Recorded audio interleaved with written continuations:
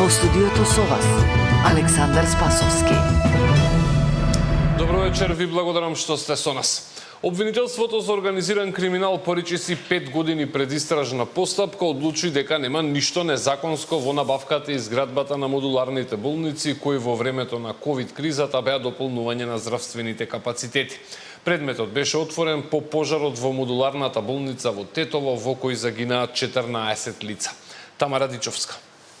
Обвинителството го затвори предметот за набавката и градењето на модуларните болници за време на корона кризата. Никој нема да биде кривично гонет, бидејќи обвинителите не нашле елементи дека е сторено кривично дело, злоупотреба на службената положба, ниту пак бил оштетен државниот буџет. Според деталите од брифингот во обвинителството за гонење организиран криминал, со анализата на писмените докази и сказите на сведоците е утврдено дека сите 3 јавни набавки, како и проектот за 17 ковид центри преку Светската банка вреден 90 милиони евра, биле спроведени во согласност со тогашните законски рамки. Иако поради итноста на вонредната состојба тендерите се одвивале без објавување оглас, критериумите за транспарентност биле задржани, се пријавиле повеќе понудувачи и бил избран оној со најниска цена.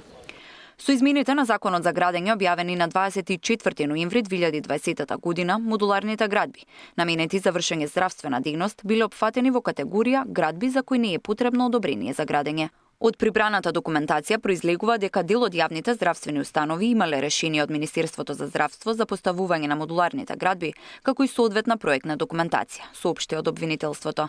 За модуларните објекти во тој период, според законот, не било потребно одобрение за градба, туку барање за поставување опрема. Односно, поради корона кризата и недостатокот на законска регулатива, тие се воделе како стока. Сертификатите и техничкиот прием биле уредно спроведени од Комисијата на Министерството за здравство, представници на болниците и локалните општини, а протоколите предвидувале пациентите кои примаат кислород и децата да бидат сместени во цврсти градби, а не во монтажни контейнери. Со ова, случајот за јавните набавки на модуларните болници во предистрагата е официјално затворен. Од обвинителството вела дека фокусот на оваа анализа бил исклучиво врз легалноста на набавките. Предметот беше отворен по допрен глас откако на 8 септември во 2021 година изгоре модуларната болница во Тетово и загинаа 14 лица. Тамара Дичовска, Сител телевизија. Поранешниот градоначалник на Гостивар Арбен Таравари тврди дека прогласувањето на епидемијата во овој град бил претеран чекор, бидејќи според мерењата на локалното водоводно предпријатие, водата во градот била исправна за пиење на најголемиот број од локации, а бројот на пациенти кои се јавиле во болница не е драстично поголем од минатите години. Таравариот, чија партија и актуелниот градоначалник на Гостивар, беше гостин во тема на денот во Централниот дневник. Со него разговараше Валентин Николовски. Од каде 4000 луѓе со стомашни тегови, кој што е констатирано? Ајде и тоа да објасниме. Видете, половина од градот во Гостивар не се снабдува од водоводната мрежа. Највише пациенти имавме во региони кои што воопшто не пијат од водоводната мрежа. Например, во овие 10 населени места се 2 само гостиварски, тоа е Вруток и Дебреш. И Вруток не користи вода од водоснабдителната мрежа, ниту Дебреше не користи од градската мрежа. Сакам да кажам дека повеќето колеги во Гостивар кои што работат со пациенти инсистираат дека треба да направите копрокултура, ова е повеќе вирус отколку што е бактерија. Значи, во 3-4 анализи, едната приватно ние ја направивме како општина, и ги доставивме до јавното обвинителство, повторно само во една чешма, во истата населба, водата е загадена со ниска концентрација на бактерии. Кога зборувате чешма, јас зборувам за водовод, нели? Да направиме дистинција.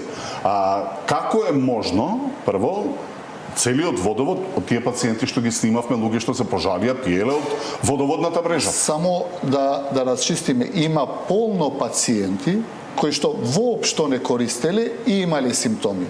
Валентин, знаете како е? Во Гостивар минатата година и оваа година прегледани пациенти 4700-800, оваа година е само 18% повеќе од колку минатата година. А денеска регистрираме 4 нови пациенти позитивни на вирусот на западно-нилска треска. Сите се од Скопје и сите се постари од 65 години. Заедно со нив во моментов имаме вкупно 42 потврдени случаи. Темата очекувано ја следеа политички реакции. Нови четворица заболени од западно-нилска треска регистрираше Скопскиот центар за јавно здравје. Сите се над 65 годишна возраст. Двајца се од центар и по еден случај од Киселавода и Студеничани. Досега инфицирани се 42 лица.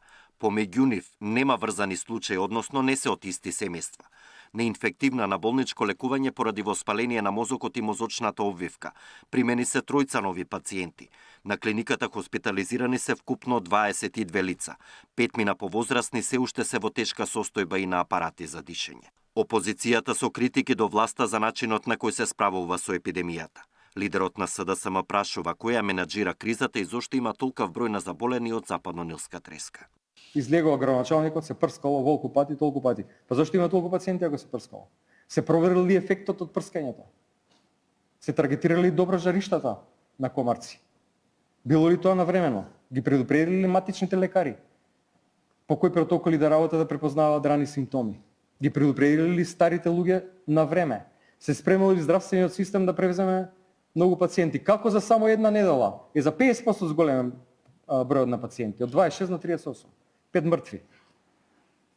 Тотален дебакал, неспособност. Со слични обвинувања преку соопштенија излегува и од левица. Од партијата пишуваа дека биле дадени милиони за прскање без доказ дека делува.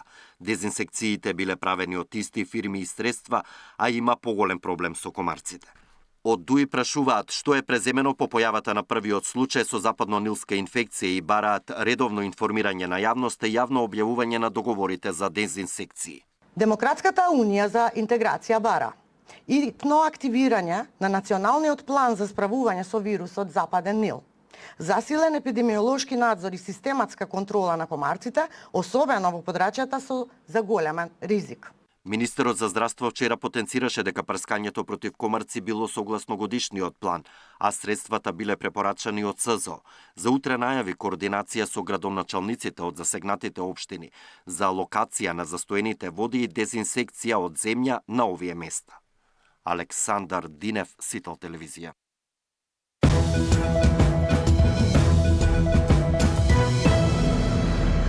Откако камерите на Safe City почнаа да ги препознаваат и странските регистрации, веќе втор ден на Табановце е вистински хаос. Со часови се чека пред шалтерот на МВР за да се плати казната, што предизвикува нервоза кај возачите и огромни колони пред границата. Таму денеска беше Габриела Лескова. Санкционирањето на странци преку Safe City создаде километарски колони.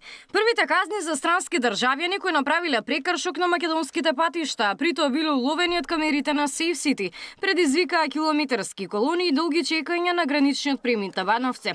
Од вчера на овој премин при излез од државата се појавуваат возила кај кои системот има претходно евидентирано сообраќајни прекршоци.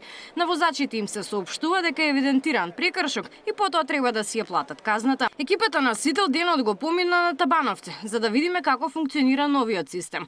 Забележавме долги колони возила и револтирани граѓани. Дел од нив во автомобилите се печеа на силното сонце, додека нивните членови на семејството чекаа ред да ги платат казните. Сите овие луѓе позади мене чекаат ред да си платат казна за сообраќаен прекршок кој што го направиле на територијата на Македонија од почетокот на февруари до денеска, а при тоа биле уловени од камерите на Safe City. На шелтерите атмосферата беше тензична.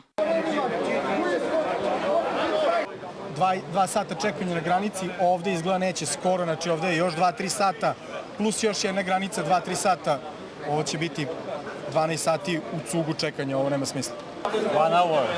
Кажу да сам ушao у радар, да сам прекорачio брзину, желим да видим снимак, надам се ќе ми го покажат. The speed limit exceeded, we will see. But to pay the bill, to take a speeding ticket. We need a better system. Високите температури не им одаа в прилог и на оние кои што чекаа во автомобилите. Плативте казна? Не знам, чекам уж веројатно. Колку долго време чекате? Чекам 2 сата. Колку време чекате? 45 минути. Направивте сообраќаен прекршок? Prekršaj da, ali ne znam o čemu se radi. Zaustavili su nas tamo, uzeli saobraćajni pasoš i muž je otišao da plati. Денеска на Табановце дојде и првиот човек на МВР. При приближување кон граничниот премин имаме поставено повеќе паметни камери кои што ги читаат таблиците на возилата и врз основа на информацијата која што ја добиваме во рамки на контролните места ги тргаат настрани и ги селектираат само оние управувачи на моторно возило кои што сториле сообраќајен прекршок. Информацијата која што ја добив утринава негде околу 8 часот, до тој момент имаше негде околу 500 казни кои што беа наплатени. Тошковски најави дека кога ќе се создадат предуслови, овој систем ќе биде имплементиран и на другите гранични премини. Денеска на Табановци имаше и присуство на засилени екипи од полициски службеници за сообраќајот да се одвива непречено. Габриела Лескова, Сител телевизија. А овие гужви очигледно ќе бидат минато, бидејќи од денеска МВР го оставува во функција и веб порталот на кој што странските државјани ќе можат да проверат дали имаат некоја казна за плаќање и наместо да чекаат во гужвите на граница за прекршокот да си платат казна по електронски пат. При логирањето потребно е возачот да ја слика или скенира својата патна исправа и да ја внесе регистрацијата на возилото или возилата што ги користи во нашата држава. На овој начин странските возачи кои со своите возила ќе бидат евидентирани дека сториле сообраќаен прекршок на територијата на целата држава, ќе можат навремено и едноставно да се информираат и да ја регулираат својата обврска без потреба од дополнително задржување на граничните премини, се вели во соопштението кое што вечерва го испрати Министерството за внатрешни работи.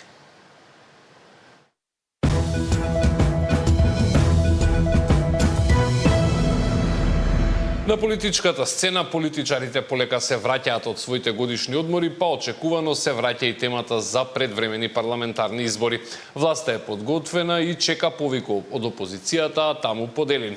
Дуи сака утре да се оди на гласање, додека во СДСМ тврдат дека се подготвени, но како што рече опозицијскиот лидер денеска, не сакале да и бидат алиби на власта. СДСМ нема да биде алиби за предвремени избори, иако партијата е подготвена за соочување со граѓаните, вели Филипче. Според него, ВМРО-ДПМН има апсолутна власт за да ги распиши изборите кога сака, но тоа вели дека ќе се случи кога ќе снемаат пари. Избори ќе закаже премиерот кој што има двотретинско мнозинство, апсолутна власт на секој ниво. Председателката, извршната власт, собранието двотретинско мнозинство во општините, централна, локална власт, може да се направи избори кога сака. Не, нема бидеме алиби. Избори ќе има кога ќе им снема пари за коруптивни тендери. Тоа не ги интересира. Ништо друго. Ништо друго. Ние сме секако спремни, се спремаме секојдневно. Ако ме прашувате дали сме спремни, но алиби не даваме. Граѓаните не сакаат избори, туку реформи и проекти, вели премиерот Мицкоски, но ако опозицијата побара, власта позитивно ќе одговори на нивното барање. Ние како коалиција имаме добиено легитимитет од граѓаните за да бидеме влада 4 години, но она кое што јас вчера го кажав, ќе го потврдам, а тоа е доколку опозицијата мисли дека се потребни предвремени избори, се разбира, ние како кукавици нема да седиме на страна, туку ќе одговориме на тоа барање позитивно и се разбира дека ќе ги победиме. Од ДУИ поздравуваат иницијативата на премиерот и бараат итно распишување на предвремени избори. Конечно и премиерот разбра дека оваа состојба е неодржлива и дека на државата е потребен нов политички мандат. Затоа ДУИ бара изјавата на премиерот веднаш да се претвори во конкретно действување. Бараме во наредните денови да се утврди најбрзиот уставен рок, да започнат изборните подготовки и на граѓаните да им се даде можност да одлучат за насоката во која ќе се движи државата. ДУИ е подготвена да се распушти собранието, да се определи датумот, да одиме на избори, е ставот на партијата на Ахмети. Диспина Тодоровска, Сител телевизија. Македонската дипломатска мрежа по 7 години за прв пат се собра во Скопје. Главните приоритети на македонската дипломатија амбасадорите ги слушна од министерот за надворешни работи, председателката и премиерот. Целта е да се зајакне економската дипломатија и да се обезбедат поквалитетни услуги за македонците во странство.